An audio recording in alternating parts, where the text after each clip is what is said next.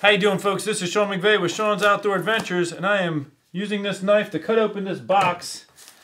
Was just recently sent to me. Woohoo!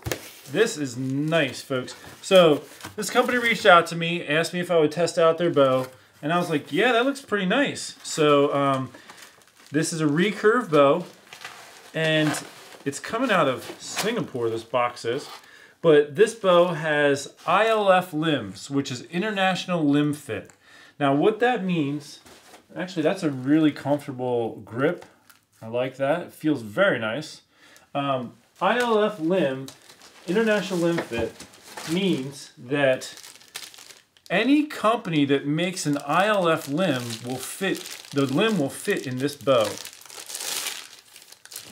It's a standardized fit for like a recurve limb. So right here it says top limb. So this is gonna clip right in there. This is a very nice looking bow. And I will provide links. If you're interested in this, I'll provide links so you can get one of these, order one of these through like Amazon. But I'm actually very excited to shoot this.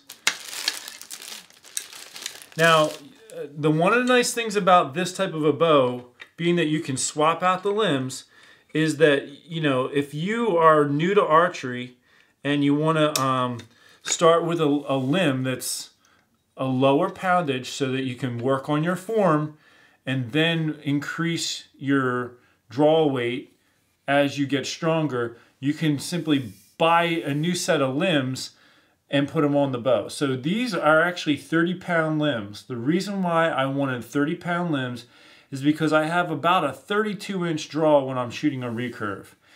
And the draw weight for a recurve limb is often set around 28 inches. Some brands is 29 inches. But what happens is every inch that you add or subtract from that is going to change the draw weight. So for me to shoot a recurve that's rated at 30 pounds, I'm actually pulling more like 45, maybe even more. So that is the story behind this. Now this is the type of bow that has all of the places you could set this up and shoot it as a target bow. So you can have a sight mounted on here, and you can put a arrow rest. That's what I will do. I'll put an arrow rest on here, and you can put a stabilizer on here. There's a spot where you can screw in a stabilizer. So I'm going to get this thing set up, and when I get some time, I'm going to practice shooting with this. It has this grip is a really nice smooth grip. I like the feel of that.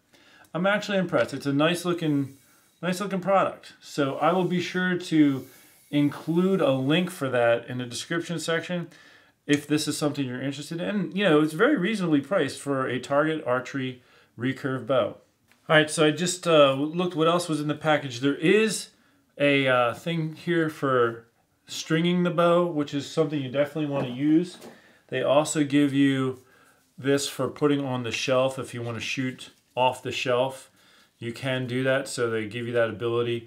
I think for this particular bow, I'm going to put an arrow rest on it though and shoot off of the rest. And so that's going to make a different, you're going to have the knock point a little different if you're shooting off an arrow rest than off the shelf, because you're going to need your knock point to be higher in order for your arrow to sit right. They give you a nice red and black string. I'll just quickly put it on here just so you can see. Now when you're stringing a recurve, you're going to put, there's a smaller hoop on, one of the ends has a smaller hoop on it than the other. So what you'll do is you'll take the end with the larger hoop, you'll put it over the top limb and let it slide down, and then you'll take the end with the smaller hoop on it, put it over the bottom limb, and you want to make sure it's seated in the grooves properly. Then you'll take your stringer, and the way these stringers are built, this end is just going to go over the top limb like this, and you're going to hold this against the limb. And then the other end has like a little boot on it, so you put that over top of, the boot will go over top of the bottom limb like that. And then I'm going to step on this string, and it's going to bend the limbs. I'm working by myself, so let's see, I can always angle this down here. You can see my messy floor. I'm going to step on that string. I'm going to hold this on the limb here, and that's going to flex both of the limbs, and I'll slide that up. Well, let me slide that up a little bit more. There we go. So that's how it's done. Now, when you do this, you want to make sure that the string is properly seated in the grooves.